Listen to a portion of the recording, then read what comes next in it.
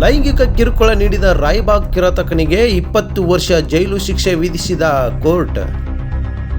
ಅಪ್ರಾಪ್ತ ಬಾಲಕಿಯನ್ನು ನಂಬಿಸಿ ಆಕೆಗೆ ಲೈಂಗಿಕ ಕಿರುಕುಳ ನೀಡಿದ ಆರೋಪದ ಮೇಲೆ ರಾಯಬಾಗ ತಾಲೂಕಿನ ಮೊರಬ ಗ್ರಾಮದ ಅಜಿತ್ ಪಾಟೀಲ್ 27 ವರ್ಷದ ಯುವಕನಿಗೆ 20 ವರ್ಷಗಳ ಕಠಿಣ ಕಾರ್ಯಾಗಾರ ಶಿಕ್ಷೆ ನೀಡಿ ಜಿಲ್ಲಾ ಪೋಕ್ಸೋ ನ್ಯಾಯಾಲಯ ಗುರುವಾರ ಆದೇಶ ಹೊರಡಿಸಿದೆ. ಲೈಂಗಿಕ ಕಿರುಕುಳ ಆರೋಪ: ಅಪ್ರಾಪ್ತ ಬಾಲಕಿಗೆ ಮದುವೆಯಾಗುವುದಾಗಿ ನಂಬಿಸಿ ಅನೇಕ ಬಾರಿ ಲೈಂಗಿಕ ಕಿರುಕುಳ ನೀಡಿದ್ದ ಈ ಕುರಿತು ದಾಖಲಾಗಿದ್ದ ಪ್ರಕರಣದ ತನಿಖೆ ನಡೆಸಿದ್ದ ತನಿಖಾಧಿಕಾರಿ ಕೆಎಸ್ ಹಟ್ಟಿ ನ್ಯಾಯಾಲಯಕ್ಕೆ ಆರೋಪ ಪಟ್ಟಿ ಸಲ್ಲಿಸಿದರು. ನಗರದ ಪೋಕ್ಸೋ ನ್ಯಾಯಾಲಯದಲ್ಲಿ ಪ್ರಕರಣ ಕುರಿತು ವಿಚಾರಣೆ ನಡೆಸಿದ ನ್ಯಾಯಾಧೀಶ ಸಿಎಂ ಪುಷ್ಪಲತಾ ಅವರು ಆರೋಪಿತನಿಗೆ 20 ವರ್ಷಗಳ ಕಠಿಣ ಕಾರ್ಯಾಗಾರ ಶಿಕ್ಷೆ ಹಾಗೂ 10,000 ದಂಡ ವಿಧಿಸಿದೆ.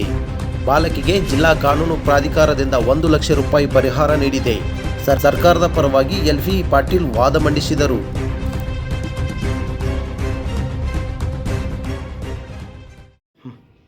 ನಾನು ಎಲ್.ವಿ. ಪಾಟೀಲ್, ಪೋಕ್ಸೋ ನ್ಯಾಯಾಲಯದ ಪಬ್ಲಿಕ್ ಪ್ರಾಸಿಕ್ಯೂಟರ್, ಸರ್ಕಾರಿ ವಿಶೇಷ ಅಭಿಯೋಜಕರು.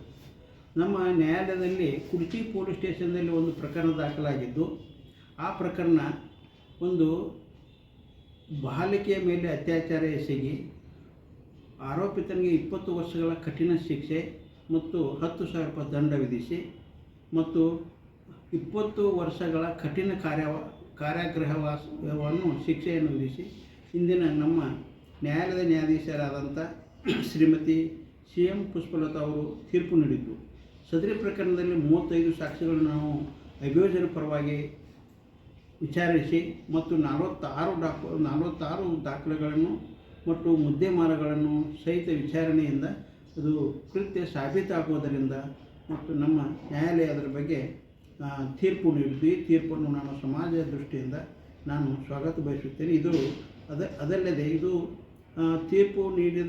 ತೀರ್ಪಿನಲ್ಲಿ ಜಿಲ್ಲಾ ಕಾನೂನು ಪ್ರಾಧಿಕಾರದಿಂದ ನೊಂದ ಬಾಲಕಿಗೆ 1 ಲಕ್ಷ ರೂಪಾಯಿ ಪರಿಹಾರಧನವನ್ನು ಕೊಡಬೇಕಂತೇಳಿ ಆದೇಶ ಮಾಡಿದ್ದು ನ್ಯಾಯಾಲಯ.